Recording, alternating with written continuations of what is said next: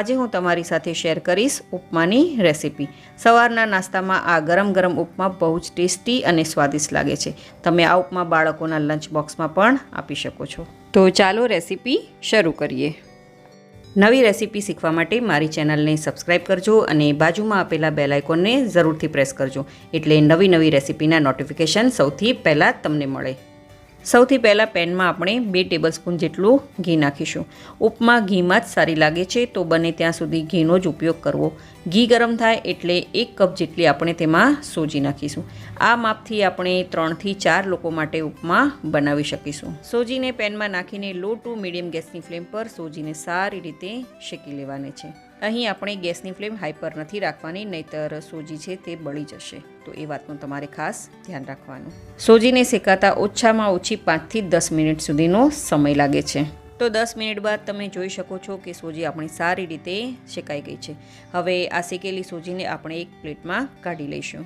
હવે તે જ પેનમાં આપણે ફરીથી 3 ટેબલસ્પૂન જેટલું ઘી નાખીશું। અહીં તમે તેલનો ઉપયોગ પણ હવે કરી શકો છો। હવે તેમાં 2 ટેબલસ્પૂન જેટલા કાચા મગફળીના દાણા નાખીશું અને મગફળીને સારી રીતે સેલો ફ્રાય કરી લઈશું। ગેસની ફ્લેમ આપણે લો પર જ રાખવાની છે। આ મગફળીના દાણાને આપણે 2 થી 3 મિનિટ સુધી જ સેલો ફ્રાય કરી લેવાની છે। તો 3 મિનિટ બાદ તમે જોઈ શકો છો કે મગફળીના દાણા સારી રીતે સેલો ફ્રાય થઈ ગયા છે। હવે તેને આપણે એક પ્લેટમાં કાઢી લઈશું। હવે તે જ ઘીમાં આપણે 6 થી 8 નંગ કાજુ નાખીશું અને તેને પણ આપણે લો ગેસની ફ્લેમ પર સેલો ફ્રાય કરી લઈશું। કાજુની ક્વોન્ટિટી તમે તમારી રીતે ઘટાડી કે વધારી પણ શકો છો। મગફળી અને કાજુને બંનેને એક સાથે આપણે નથી સેલો ફ્રાય કરવાના, કારણ કે મગફળીને સેલો ફ્રાય થતાં વાર લાગે છે, જ્યારે કાજુ જલ્દીથી ફ્રાય થઈ જાય છે। તો કાજુનો હલકો ગુલાબી કલર થાય ત્યાં સુધી આપણે કાજુને સેલો ફ્રાય કરવાનું છે। તો કાજુ આપણા સેલો ફ્રાય થઈ ગયા છે। હવે તેને પણ આપણે એક પ્લેટમાં કાઢી લઈશું। હવે તે જ ઘીમાં 1 ટીસ્પૂન જેટલી રાઈ નાખીશું। રાઈ ફૂટતાની સાથે જ તેમાં 1 ટીસ્પૂન જેટલી અડદની દાળ અને તેની સાથે 1 ટીસ્પૂન જેટલી આપણે ચણાની દાળ નાખીશું અને બંને દાળને સારી રીતે લો ગેસની ફ્લેમ પર શેકી લઈશું। ઉપમામાં ચણાની દાળ અને અડદની દાળનો ક્રન્ચીનેસ ટેસ્ટ બહુ જ સરસ લાગે છે, તો આ બંને દાળ તમે જરૂરથી એડ કરજો। બંને દાળ થોડી એવી સોતે થઈ જાય એટલે તેમાં 1 ઇંચ જેટલો તજનો ટુકડો અને 3 લવિંગ એડ કરીશું। આ બંને ચીઝ ટોટલી ઓપ્શનલ છે, પણ ઉપમામાં આ બંને વસ્તુનો ટેસ્ટ મને ખૂબ જ સારો લાગે છે, તો તમે પણ એકવાર જરૂરથી આ ટ્રાય કરજો, તમને પણ બહુ જ ભાવશે। હવે તેમાં બારીક ચોપ કરેલા 2 મરચાં નાખીશું અને સારી રીતે મરચાંને પણ સોતે કરી લઈશું। તીખાશ તમે તમારા ટેસ્ટ પ્રમાણે વધુ કે ઓછું કરી શકો છો। હવે થોડા લીમડાના પાન નાખી તેને પણ સારી રીતે સોતે કરી લઈશું। તો તમે જોઈ શકો છો કે બધી જ વસ્તુ સારી રીતે સોતે થઈ ગઈ છે। હવે તેમાં 2 મીડિયમ સાઇઝની કટ કરેલી ડુંગળી પણ એડ કરીશું અને ડુંગળીને પણ સારી રીતે આપણે સોતે કરી લઈશું। ઉપમામાં તમે તમારી મનપસંદના શાકભાજી જેવા કે ગાજર, કેપ્સિકમ, વટાણા અને ટામેટાં પણ નાખી શકો છો। ડુંગળીમાં હલકો એવો ગોલ્ડન કલર આવે ત્યાં સુધી આપણે ડુંગળીને મીડિયમ ગેસની ફ્લેમ પર કૂક કરવાની છે। તો તમે જોઈ શકો છો કે ડુંગળીનો હલકો ગોલ્ડન કલર આવી ગયો છે। હવે આપણે જે કપના માપથી સોજી લીધી હતી તે જ કપના માપ પ્રમાણે આપણે પાણી લેવાનું છે।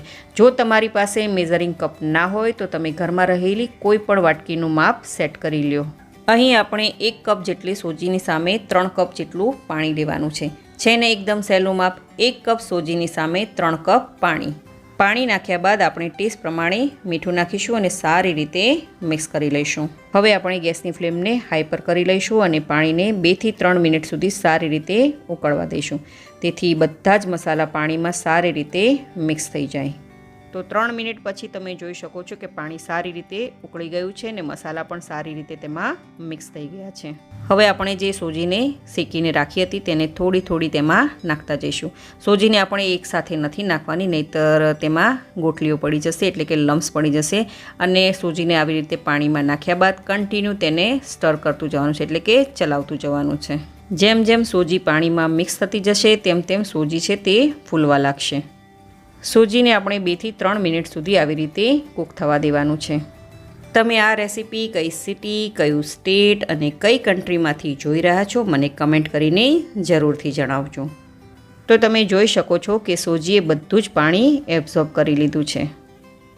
હવે આપણે તેમાં સેલો ફ્રાય કરેલી મગફળી અને કાજુ નાખીશું અને તેની સાથે આપણે ઝીણી સુધારેલી કોથમીર પણ એડ કરીશું અને સારી રીતે મિક્સ કરી લઈશું. તો રેડી છે આપણો ગરમ ગરમ ઉપમા. તો ચાલો આપણે તેને સર્વ કરી લઈએ. સવારના નાસ્તામાં કે પછી સાંજના નાસ્તામાં અથવા તો બાળકોના ટિફિનમાં પણ આ ઉપમા બનાવીને તમે આપી શકો છો. નાની નાની ભૂખ માટે એકદમ હેલ્ધી અને ટેસ્ટી ગરમ ગરમ ઉપમા ઇઝ ધ બેસ્ટ ઓપ્શન. તો આ રેસીપીને એકવાર તમે જરૂરથી ટ્રાય કરજો.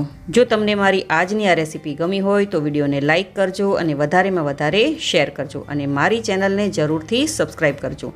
તો ફરી મળીએ એક નવી રેસીપી સાથે.